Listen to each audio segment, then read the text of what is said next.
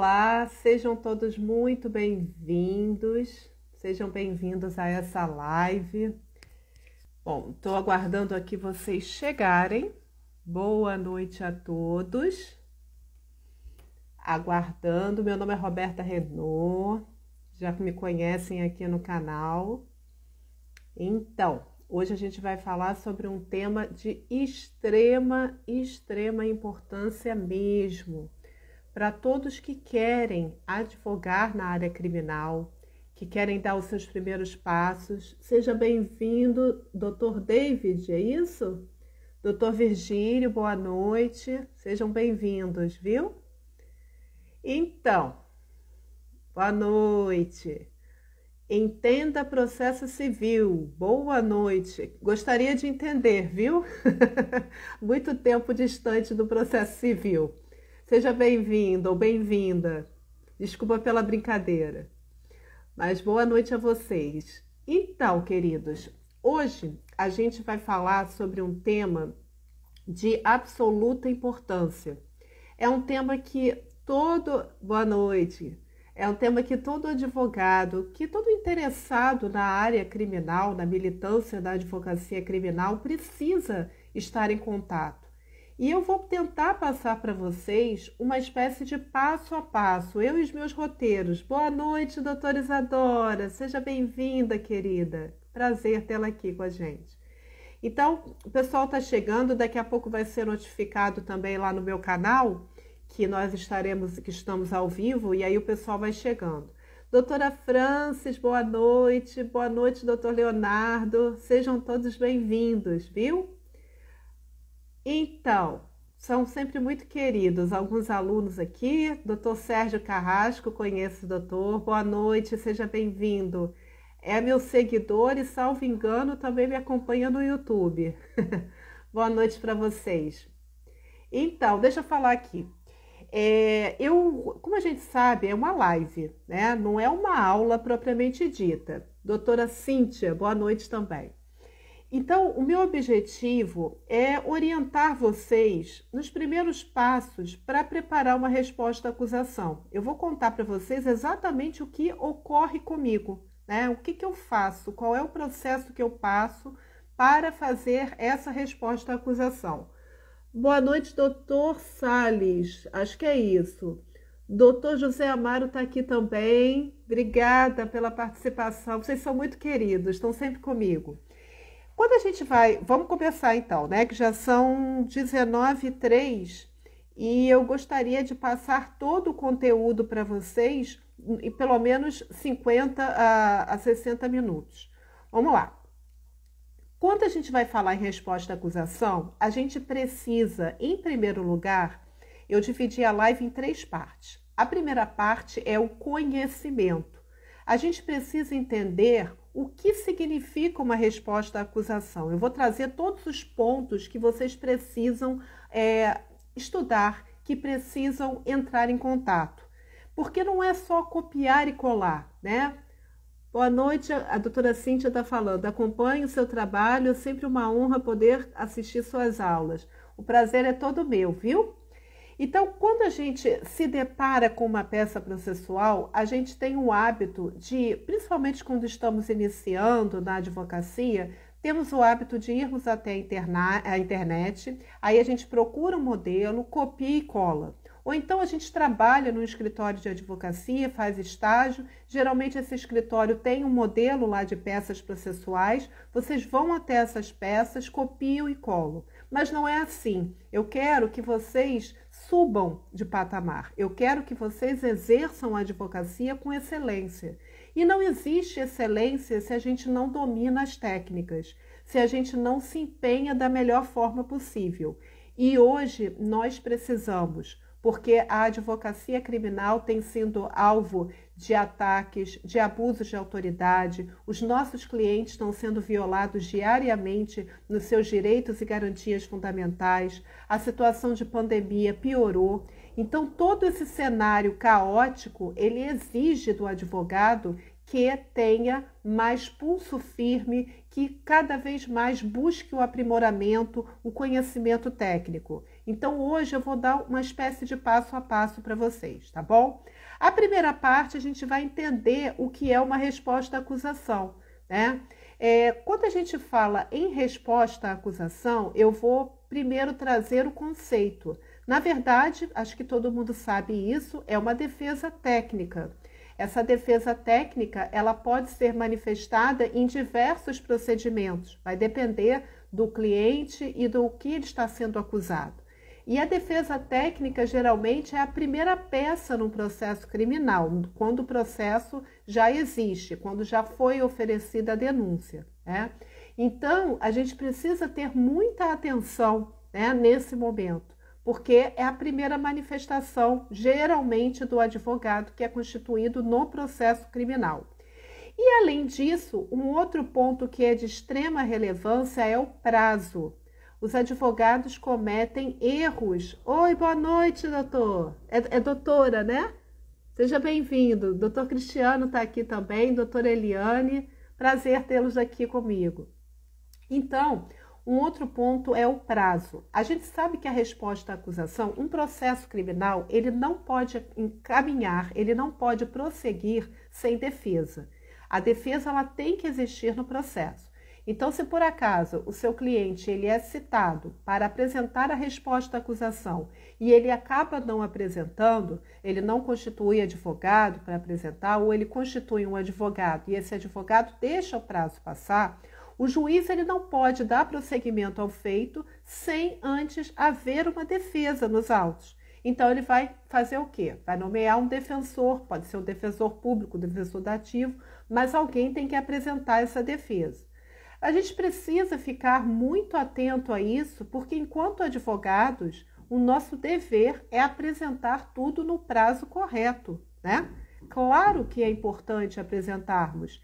E se por acaso a gente perde o prazo e um defensor público assume o nosso papel, faz uma defesa e não arrola testemunha, por exemplo, não arrola as testemunhas que nós precisamos, o prazo preclui, a gente perde o direito de arrolar as testemunhas corretas. Então, é uma peça de extrema importância. Geralmente, existe o prazo legal, eu não posso colocar para todos os procedimentos. Porque eu sempre falo com vocês, antes de mais nada, a gente precisa entender qual é o procedimento daquele caso. E o que é procedimento? Só lembrando, quando alguém comete um suposto crime, nasce para o Estado o dever, né, o poder de punir. E isso é exercido através de um processo criminal. E esse processo criminal, ele contém atos que são pré-ordenados, estipulados em lei. A forma também da prática desses atos é prescrita em lei. A ordem cronológica desses atos é o procedimento. Então, se eu estou, por exemplo, com uma causa que é do tribunal do júri, o procedimento do júri vai ser diferente do procedimento ordinário, do procedimento do GCRIM, do procedimento da lei de drogas, e assim vai. Então, a gente precisa, para saber o prazo, a gente precisa saber qual a natureza do procedimento, né? Então, imagina que o procedimento é ordinário. A gente tem aquele prazo de 10 dias para apresentar, e aqui rapidamente falando para vocês, todas as vezes que vocês falarem em prazo, seja de resposta à acusação ou de qualquer outro procedimento, vocês têm que ter em vista 3 elementos. Meus alunos já sabem. O termo aquó, o termo ad quem e o lapso temporal. O que é o termo aquó? É quando começa a contar o meu prazo, qual é o marco inicial. Na resposta à acusação, é a partir da intimação daquele seu cliente. E esse prazo não é igual ao do processo civil, tem a doutora aí que está no processo civil. Não é a partir da juntada da certidão do oficial de justiça dizendo que citou determinada pessoa. É o dia seguinte, né? Então, se o meu cliente foi citado numa quinta-feira, o prazo para ele apresentar a resposta à acusação, o termo aquó, é o quê? Na sexta-feira, se for um dia útil. E aí a gente vai fazer essa contagem dos 10 dias corridos, né? Não tem dias úteis, são processo penal, 10 dias corridos, e vamos chegar no termo ad quem. Então, é assim que a gente faz o cálculo do prazo da resposta à acusação. Outra coisa importante também, além de vocês saberem o prazo e o que é a resposta, é preciso entender como fazê-la. Será que vocês sabem a forma da resposta à acusação? Eu até, quando fiz a postagem para vocês, eu perguntei, existe algum modelo específico que possa ser usado para toda e qualquer resposta à acusação? Não, não existe, porque vai depender do procedimento. Como assim? Em determinados momentos, vocês vão fazer uma resposta à acusação escrita. No procedimento ordinário, ela ocorre de forma escrita. Então, você tem todo o tempo para ficar no seu escritório, estudar, olhar jurisprudência, olhar súmulas, é muito mais tranquilo. Agora, há situações em que essa defesa ela não é escrita, que essa defesa, essa resposta à acusação, ela é oral. Quem trabalha com o GCRIM, os juizados especiais criminais, né, o processo de julgamento do GCRIM é o quê? Infrações de menor potencial ofensivo. Vocês sabem que a resposta à acusação ela é oral e é no dia da audiência de instrução e julgamento.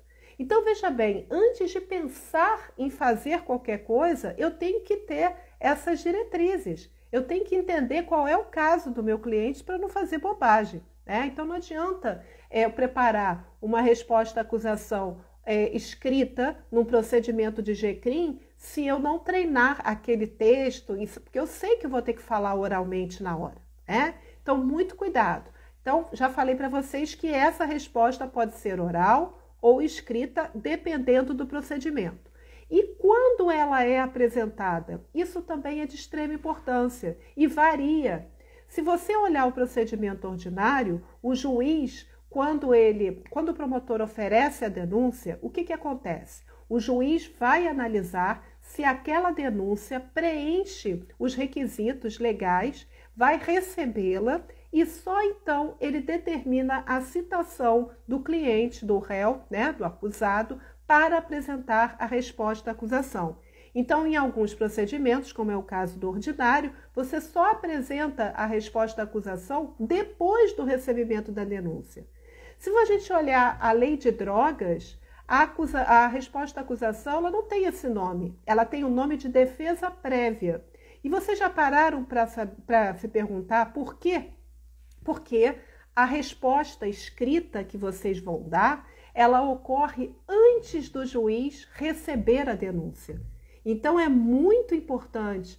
Está aqui falando, doutor, ainda me lembro da minha primeira audiência no GCRIM, um caso de defensoria, não sabia onde enfiar a cabeça. Então, é isso, a gente precisa se preparar, esquecer um pouco desses modelos de internet e traçar toda uma linha de estratégia. E é o que eu estou tentando aqui mostrar para vocês.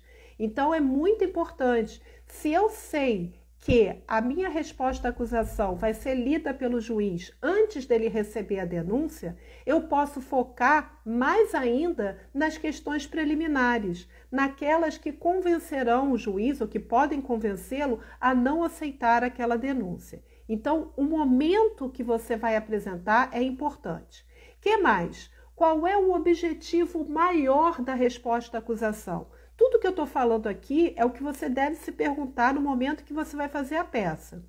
Será que o objetivo é sempre a absolvição? O objetivo é sempre melhorar a situação do réu, tentar desclassificar ou diminuir a pena? Não. Quando a gente faz a resposta à acusação no tribunal do júri, por exemplo, o nosso objetivo é evitar que aquele cliente seja submetido a um julgamento no tribunal do júri. É evitar que seja prolatada uma pronúncia. Agora, se eu estou no procedimento ordinário, eu tenho que focar em quê? Eu tenho que focar, aí sim, eu já vou discutir o mérito propriamente dito. Na questão do júri, não, a gente quer fazer com que aquele cliente não seja julgado pelo órgão que é natural para esse tipo de julgamento, que é o tribunal do júri. Então, até nisso a gente tem que ter esse cuidado. Boa noite, doutor Sidney, seja bem-vindo. O que mais que a gente precisa também? A gente precisa entender quais são o conteúdo de uma resposta à acusação. Será que vocês sabem? a gente deve dividir em alguns pontos e eu já vou tratar da estrutura com vocês. O primeiro conteúdo são as causas que afastam o prosseguimento do processo. Você não quer que aquele processo continue, você quer que aquele processo seja arquivado. Então, eu vou identificar na resposta à acusação se existe algo que possa realmente fazer com que aquela ação penal, com que aquele processo seja arquivado, ou fazer com que o juiz rejeite a denúncia ou uma queixa-crime, vai depender do caso. Boa noite, Lucas, seja bem-vindo. Então, nesse momento, a gente tem que vislumbrar como conteúdo da resposta à acusação as causas que possam afastar o prosseguimento do feito. Depois disso, que a gente analisar, inclusive questões de nulidade, às vezes a forma que foi prescrita em lei, ela não foi fielmente seguida até aquele momento em que o seu cliente foi citado. Então, você vai arguir a nulidade também na resposta à acusação. Repara que eu ainda nem falei em mérito, a gente está vendo situações aí que precisam ser resolvidas antes mesmo do juiz entender se o meu cliente tem responsabilidade penal ou não. Então, o pecado de muitos advogados é que eles partem na resposta à acusação para falar de mérito. Eles têm um foco em invocar as teses defensivas, em pedir diminuição de pena ou uma atenuante, mas eles não têm o preparo do conhecimento sobre nulidades processuais. E reparem uma coisa, a gente aprende na faculdade que existe uma diferença entre nulidade absoluta e nulidade relativa. E que a nulidade absoluta, ela pode ser acolhida a qualquer momento, pode ser reconhecida inclusive de ofício pelo juiz. Só que aquilo que a gente estudou na faculdade, hoje, tem sido aplicado de forma diferente. Os tribunais enlouqueceram, não sei se vocês estão antenados com essa informação, mas o que era nulidade absoluta está sendo encarado como nulidade relativa. E se você não argui essa nulidade no primeiro momento que você tem para arguir, que é, por exemplo, na resposta à acusação, o que isso vai acabar acontecendo? Você não vai poder arguir aquela nulidade mais tarde. Então, eles vão dizer que a nulidade é relativa e já era. Então, é preciso que vocês arguam nulidade. Toda vez que um juiz, que um delegado, uma autoridade, ela procede de forma contrária ao que está prescrito em lei, dependendo da natureza dessa lesão, dessa contrariedade, é uma nulidade que pode ser invocada, que pode ser arguída. E essa nulidade pode contaminar todo o processo. Então, antes de pensar em defender o seu cliente, invocar as teses da resposta à acusação, a gente tem que ter esse cuidado com nulidades, com causas de recebimento da denúncia e etc. Eu quero até aqui deixar claro que geralmente eu falo muito mal do Ministério Público, do Poder Judiciário. Às vezes a gente enfrenta situações de abuso, né, de autoridade. Acho que todos aqui já passaram por isso. Mais recentemente, olha que legal, se vocês acompanharam as minhas postagens, devem ter visto. Eu tenho um caso de um rapaz que está sendo acusado por mais de um delito e o delito principal seria pertencer a uma organização criminosa. E aí o que aconteceu? Essa denúncia foi recebida num determinado juízo lá em São Paulo, eu sou do Rio de Janeiro, e depois foi criado um juízo para julgar crimes contra a ordem tributária e contra a organização criminosa. Então, aquele processo saiu daquele juízo e foi para esse juízo especial. E nesse juízo especial, quando o Ministério Público desse juízo tomou contato com o processo, ele pediu a rejeição da denúncia por ausência de justa causa. Olha que maravilha, um membro do Ministério Público pedindo a rejeição da denúncia, isso é tão raro. E o mais raro ainda é que ele invocou o livro do Aury Lopes Júnior. Quem estuda direito processual penal sabe que a gente está falando de um autor, de um jurista de um calibre maravilhoso. Eu tenho muita admiração por ele e é extremamente garantista, né? Então, essa questão da rejeição da denúncia, ele é objeto também da resposta à acusação. Eu quero que fique bem sinalizado aqui, que antes mesmo de pensarem no mérito, pensem nas nulidades, nas chamadas preliminares, ok? Muito bem, além da gente saber que vai poder usar essa questão das preliminares, da questão do mérito, né? Que aí a gente vai invocar todas as nossas teses. Às vezes as teses vão levar para uma absolvição, às vezes as teses podem levar para uma desclassificação. Então, um crime de roubo passa a ser furto, por exemplo. Um crime de tráfico, na forma do caput do artigo 33, da Lei 11.343, vai para tráfico privilegiado. A gente vai tentar também na resposta à acusação. O que mais que a gente pode fazer na resposta à acusação? A gente pode juntar provas. A gente pode? Não, a gente deve. Na verdade, o advogado que já atuou na fase policial, se ele já acompanhou aquele inquérito policial do cliente, o correto é que ele já tenha juntado provas nessa fase de investigação. Que provas, Roberta? Vai depender do caso concreto. Podem ser documentos, podem ser todas as provas admitidas em lei. E o importante também é mostrar quem é o seu cliente.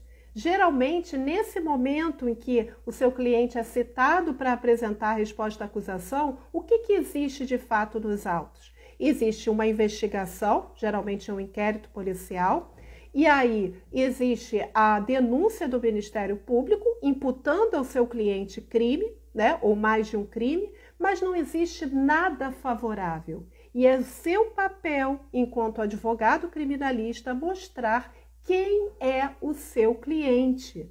É você que tem que fazer isso, porque o juiz não sabe. O juiz só viu a história ruim, né? Só viu a versão lá do delegado, talvez o relatório do delegado tenha sido péssimo também. Então, você tem que mostrar que o seu cliente trabalha, que o seu cliente é uma pessoa benquista perante a sociedade, que tem empregador ou que presta serviços, juntar declarações de clientes que já trabalharam com ele, enfim, tudo que possa mostrar que o seu cliente, principalmente se ele estiver preso. Muitos me perguntam se a gente pode falar sobre prisão na resposta à acusação. Não só pode como deve. Eu já vou tratar desse tema aqui.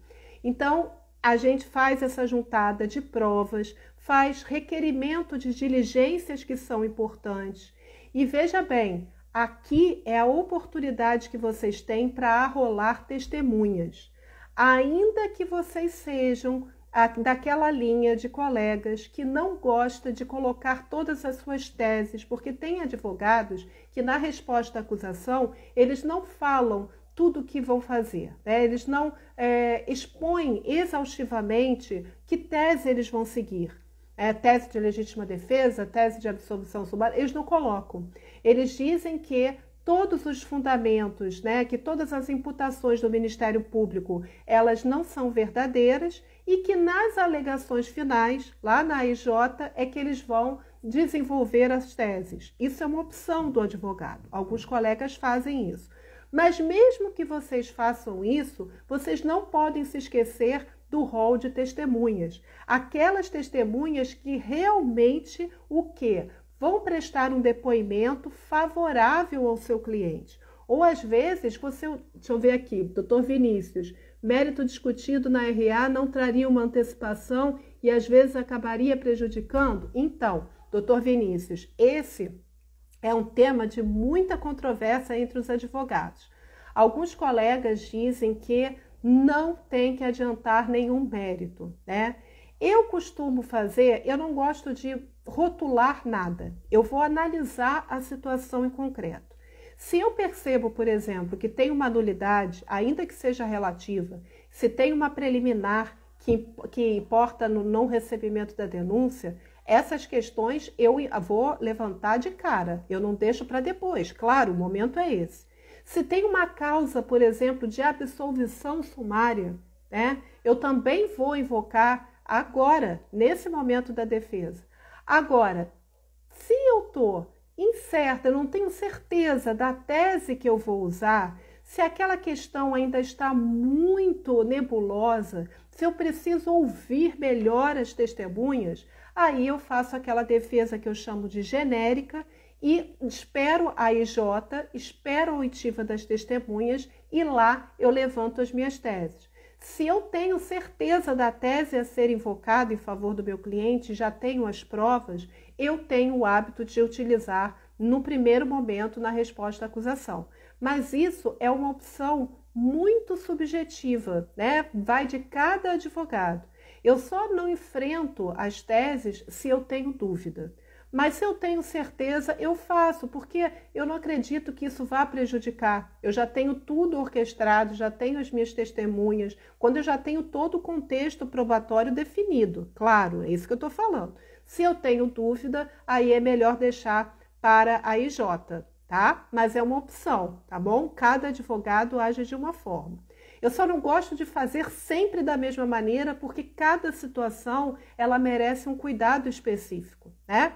Então, veja bem, a gente já falou aqui nessa primeira parte o conhecimento da resposta à acusação. Então, antes de pensar em redigir, todos esses pontos que eu falei para vocês precisam ser analisados.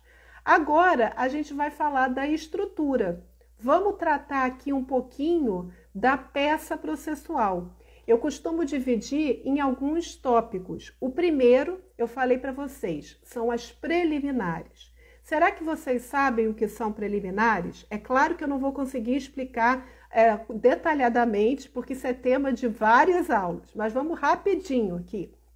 Veja bem, quando o juiz recebe uma acusação, seja ela uma queixa-crime ou uma denúncia, ele precisa analisar se aquela peça está redigida corretamente, se ela contém os requisitos legais estipulados no próprio Código de Processo Penal ou de uma lei penal extravagante, se a gente estiver falando de um outro procedimento.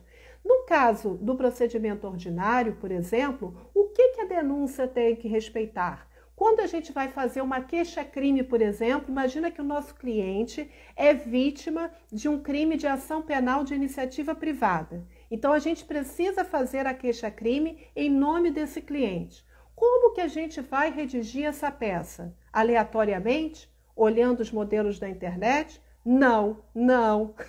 O nosso foco vai ser a leitura do artigo 41 do Código de Processo Penal. Ali tem os requisitos.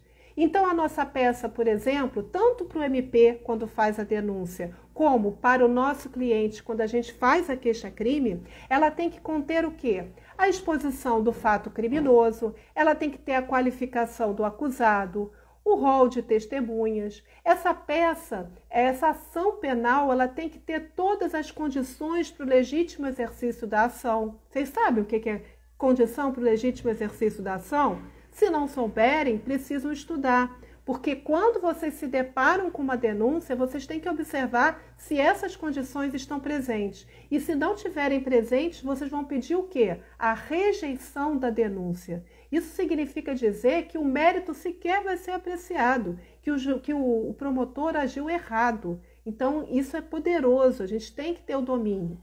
Além das condições para o legítimo exercício da ação, tem a famosa justa causa. Nenhum promotor pode oferecer uma acusação através da denúncia se não tem um indício mínimo de autoridade e materialidade delitiva. Então, tem que ter isso, eu tenho que ter esse indício. Se não tem nenhum embasamento, a gente pede a rejeição imediata daquela denúncia com base no artigo 395, inciso 3 do Código de Processo Penal, que fala das causas da rejeição da denúncia. Uma coisa também que é muito comum e que vocês devem ficar atentos é a questão da individualização da conduta. Gente, o Ministério Público tem feito isso de uma forma recorrente e me gera, assim, uma perplexidade.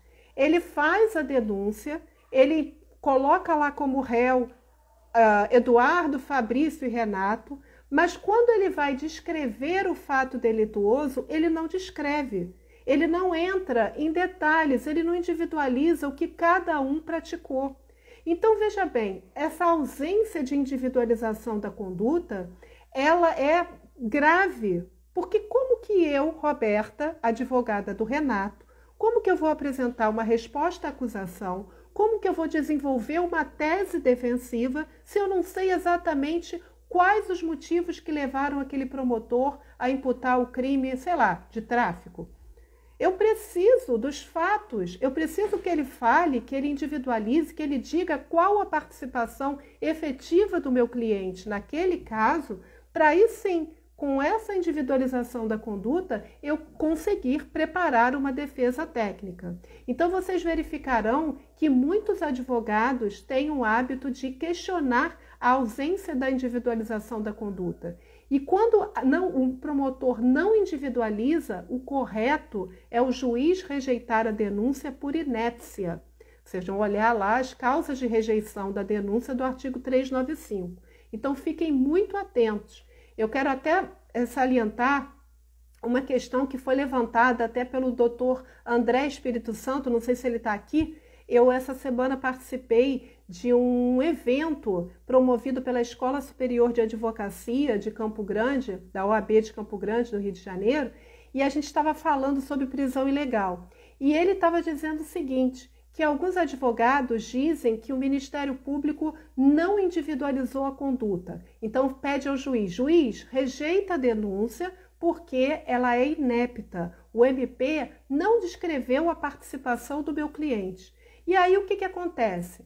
Ao mesmo tempo que o advogado coloca isso na resposta à acusação, ele depois desenvolve 5, 6 laudas da defesa, do mérito, explicando por que o seu cliente merece absolvição. Sabe o que os juízes têm feito nesses casos? Os juízes dizem o seguinte: ué, doutor, o senhor disse que a conduta não estava individualizada pelo MP, que ficava difícil para exercer a ampla defesa, o senhor pediu a rejeição da denúncia, mas o senhor desenvolveu 8 laudas aqui justificando o não comportamento do seu cliente, tentando afastar a responsabilidade do seu cliente. Como é que o senhor não conseguiu entender a acusação, a individualização, se o senhor fez essa defesa extensa? Então, qual é o caminho para isso? O caminho é a gente fazer os dois sim, né? Se a gente está convencido de que aquele cliente merece absolvição, como o caso da organização criminosa. Gente, é um caso absurdo, esse que eu falei que o promotor pediu a rejeição da denúncia. Não tem nada que mostre uma organização criminosa. Então, isso deveria ter sido enfrentado mesmo na própria resposta à acusação, né? E aí a gente diz o seguinte, olha, realmente não foi individualizada a conduta do meu cliente. Essa denúncia merece ser rejeitada. Mas, em amor ao debate, caso Vossa Excelência ultrapasse essa preliminar de inépcia, apenas por amor ao debate, nós vamos fazer a defesa do acusado. E aí a gente coloca a defesa, mas a gente reforça que a inépcia ocorreu. Então, tomem muito cuidado com isso, tá? Isso é importante falar. Bom, aí eu estava dizendo que tem que conter, a gente tem que analisar as condições para o legítimo exercício da ação, os pressupostos processuais de validade, isso tudo antes de atacar o mérito, como preliminar. Tem que analisar as nulidades absolutas e relativas. E aqui eu quero citar uma frase do Aury Lopes Júnior, já perceberam que eu adoro, mas eu acho muito importante para vocês entenderem o quanto a forma prescrita em lei ela é importante. Por exemplo, se um cliente vai ser preso em flagrante, o auto de prisão em flagrante ele deve fiel obediência ao que está lá no artigo 304 ou 310 do Código de Processo Penal. Aquilo tem que ser respeitado. Por quê? Porque a forma no processo penal é expressão de garantia. Olha o que o Aury fala, rapidinho para vocês verem. No processo penal, não existem medidas cautelares nominadas e tampouco possui o juiz criminal um poder geral de cautela. No processo penal, a forma é garantia. Então, não há espaço para poderes gerais, pois todo poder é estritamente vinculado a limites e a forma legal.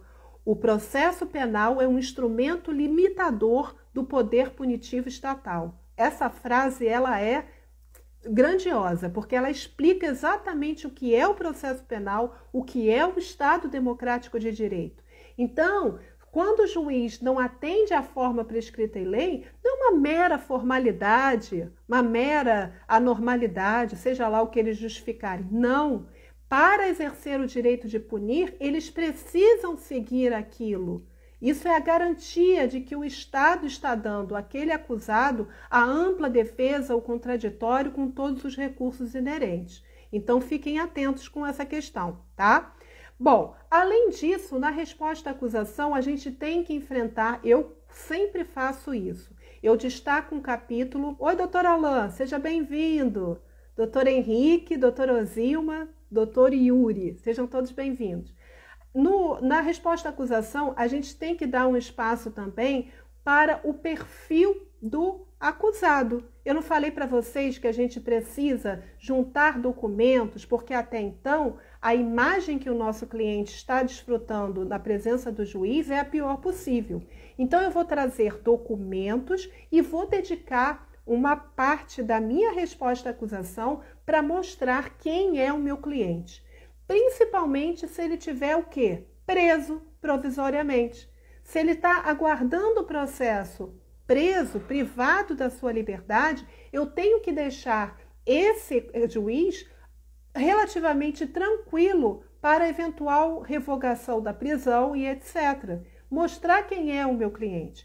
E esses documentos que a gente junta, esse perfil que a gente destaca, ainda que a gente não consiga uma liberdade naquele momento, mais tarde, se por acaso o nosso cliente lamentavelmente for condenado, a gente consegue o quê?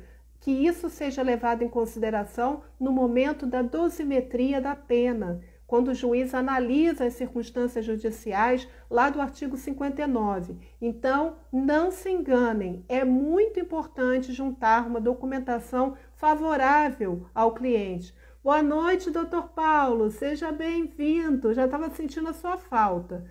Doutor Mábio, acho que é Mábio, né? Boa noite. Então, prestem atenção com essa questão do perfil, tá? Outro ponto importante, causas de absolvição sumária. O que é uma absolvição sumária? Vocês sabem o que é? Se a gente for olhar o procedimento ordinário, a gente vai destacar o artigo 397 do Código de Processo Penal.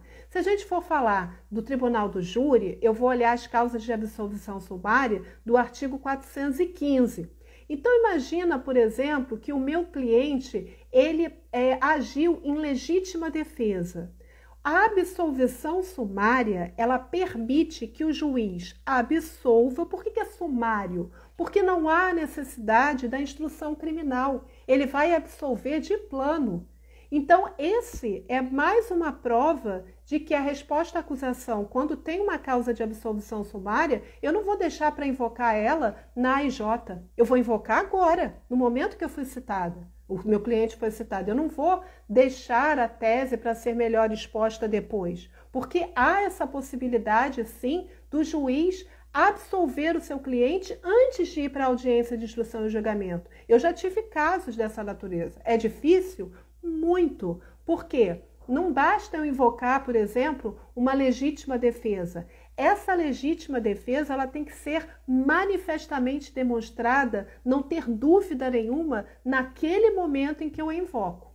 Se tiver dúvida, aí o juiz não absolve sumariamente. Aí o juiz vai esperar a audiência de instrução e julgamento, vai esperar a oitiva das testemunhas, né? Vai esperar as alegações finais para então ele realmente decidir se vai acolher ou não a legítima defesa. Então, a absolvição sumária, que está no 397, olha lá, a existência de manifesta causa excludente da ilicitude, causa excludente da culpabilidade, o fato narrado não constitui crime, extinta a punibilidade do agente. Se isso já for manifesto no processo, não precisa de instrução, já está aprovado, o juiz absolve.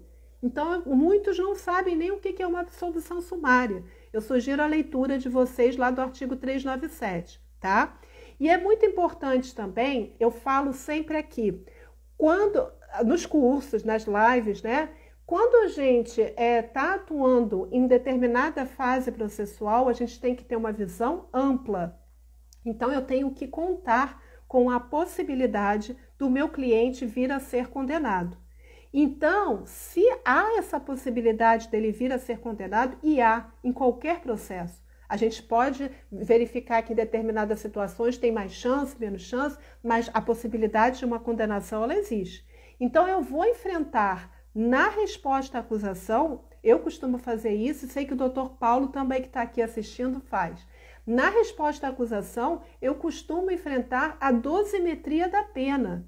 Então, se tem circunstâncias atenuantes, né, causas de diminuição de pena, tudo que possa atenuar a situação do meu cliente, eu vou invocar. Às vezes é uma prescrição pela metade, tudo isso tem que ser demonstrado. Meu cliente, como o doutor Alan estava até falando outro dia comigo, o cliente tem menos de 21 anos, não é isso, doutor Alan?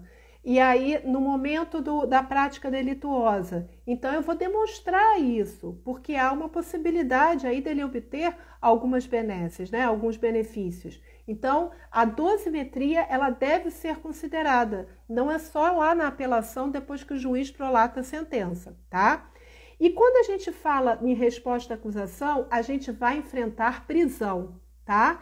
Enfrentar prisão. Prisão é quando o cliente está preso, a gente pode fazer quantos pedidos forem necessários para que seja revogada a prisão dele. Agora, é claro que você não vai invocar os mesmos fundamentos. Tem que ser esperto nesse sentido, né? Então, imagina que num primeiro momento foi decretada a prisão preventiva porque o juiz disse que o seu cliente poderia ameaçar as testemunhas. Então, para facilitar a instrução criminal, aí seria necessário que ele fosse preso.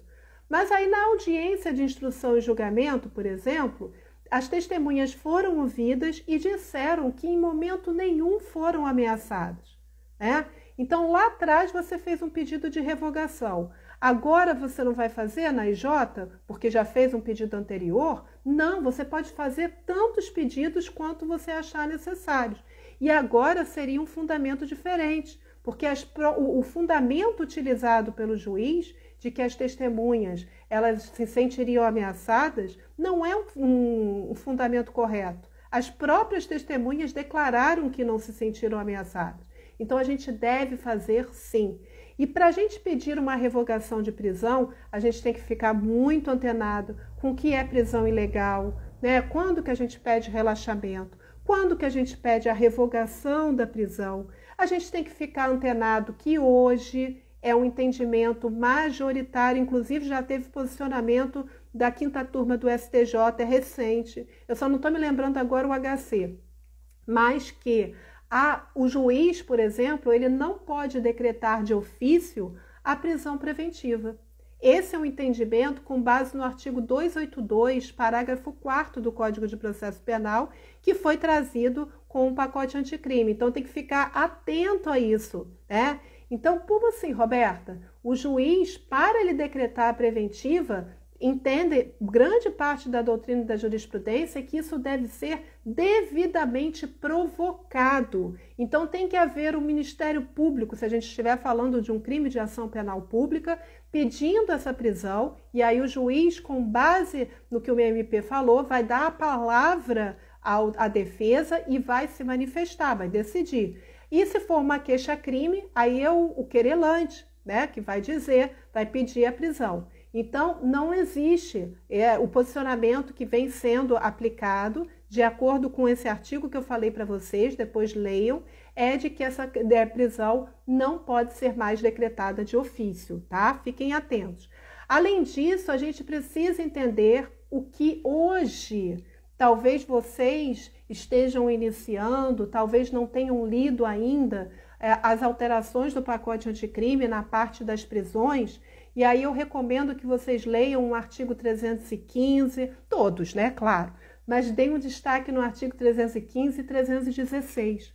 As decisões que decretam a prisão preventiva, e por que eu estou falando nisso? Porque isso é objeto também a gente pode invocar essa questão da prisão na resposta à acusação. Então, eu estou trazendo essas observações para vocês. Essas prisões, a decisão que decreta, ela tem que ser fundamentada e motivada. Então, além do juiz dizer lá os fundamentos que levaram ele a decretar a prisão, ele precisa justificar isso com base nos fatos concretos, com as provas existentes nos autos. O STJ e o STF já vêm invocando o princípio da contemporaneidade. Então, não pode mais. Isso já vinha sendo discutido lá atrás. Com o pacote anticrime, ficou muito claro e expressamente previsto em lei. Não há mais possibilidade de se decretar uma prisão com base na abstração do delito, né? Com a gravidade abstrata do delito, e sim com o fato em concreto. Então, se vocês olharem lá o artigo 315, parágrafo 2º, todos os incisos seguintes, eles falam de situações onde o tribunal, ou o juiz, ele decretava a prisão, mas despida de fundamentação. Então, o Código de Processo Penal diz que esses casos específicos não são fundamentados. A decisão que conter uma desses argumentos, esses argumentos não podem ser considerados como fundamentos para uma decisão que decreta a prisão e, por isso, merece relaxamento. Então, tomem cuidado, fiquem atentos com isso. Então, se eu sou juíza e digo que houve risco à ordem pública, isso não é fundamentação. Eu tenho que explicar o que é a ordem pública e não o conceito abstrato que está na doutrina. Eu tenho que explicar qual é o risco à ordem pública que ocorreu no caso em concreto. Deixa eu ver aqui, doutor Renato, estou em uma sinuca de bico. Meu cliente deu um tiro na vítima e a mesma foi para casa, conseguiu relatar o ocorrido aos policiais, sendo levado ao hospital e morrendo na mesa de cirurgia. Meu Deus, é complicado mesmo porque não tem nem como ouvir essa testemunha, né, sobre o contraditório e a ampla defesa. E aí a gente se depara com uma situação, doutor Renato, né?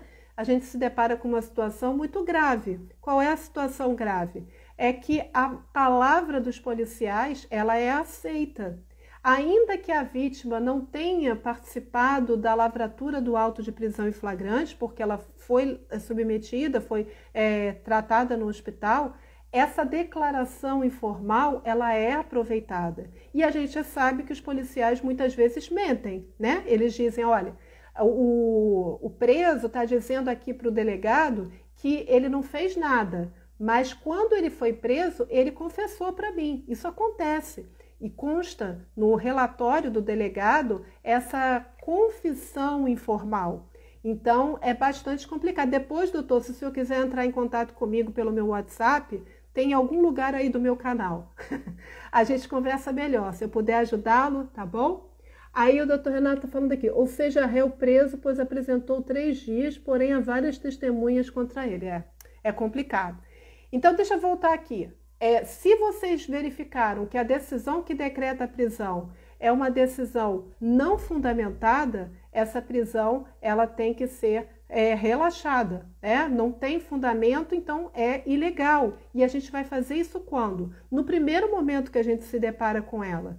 Então, se não conseguimos lá atrás, na audiência de custódia, enfim, a gente vai tentar onde? Na resposta à acusação, a gente pode até fazer uma peça antes para o juiz, porque nem sempre o juiz que decretou a prisão é o juiz da culpa, o juízo que vai apreciar o processo criminal, a causa que ali está. Às vezes é um outro juiz, então vale a pena sim pedir a revogação ou o relaxamento da prisão na resposta à acusação, tá bom? Que mais? A decisão que decreta a prisão, ela também tem que ser revista a cada 90 dias. Isso antes foi meio que o entendimento jurisprudencial a esse respeito, né? Então, se o juiz decretou a prisão, ele tem 90 dias para rever e novamente dizer se vai manter ou se vai revogar. Quando isso extrapola, esse prazo ultrapassa, a gente tem o quê? Prisão ilegal novamente, tá? Outra coisa, Então, já falei de vários tópicos da resposta à acusação e falei da questão da prisão, da gente pedir a prisão, com a revogação ou relaxamento com base no pacote anticrime. Temos também que pensar nas testemunhas. E aqui o momento é muito complicado, porque às vezes a situação você ainda não tem um controle dela, você ainda não tem um conhecimento de todos os fatos e você precisa indicar pessoas para serem ouvidas. Então, o que eu costumo fazer para não perder a prova testemunhal? Eu sempre destaco, o doutor Paulo está aqui, sabe, também já ouviu essa história. Eu sempre digo que essas testemunhas, elas são imprescindíveis e devem ser intimadas na forma da lei. Então, além de eu indicar o nome das testemunhas, de colocar o endereço delas, eu jogo a responsabilidade para o juízo. Eu digo que esse juízo deve intimá-las. E não eu estou assumindo o compromisso de levá-las comigo no dia da audiência. Porque se eu assumo esse compromisso, eu perco a prova. Então, eu tenho esse hábito e estou passando aqui para vocês. Na resposta à acusação, sempre pedir para elas serem intimadas na forma da lei, ok? Para vocês não perderem a prova. Tudo bem, doutor Renato? A live vai ficar gravada aqui no Instagram, tá bom? Depois o senhor pode assistir.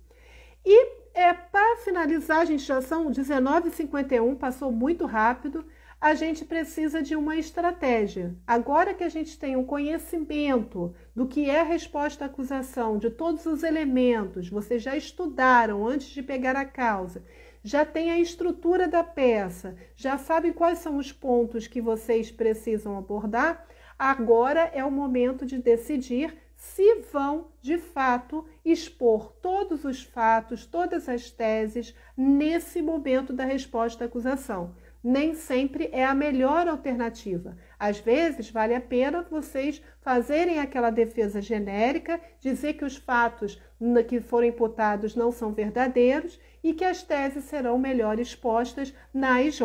É uma opção.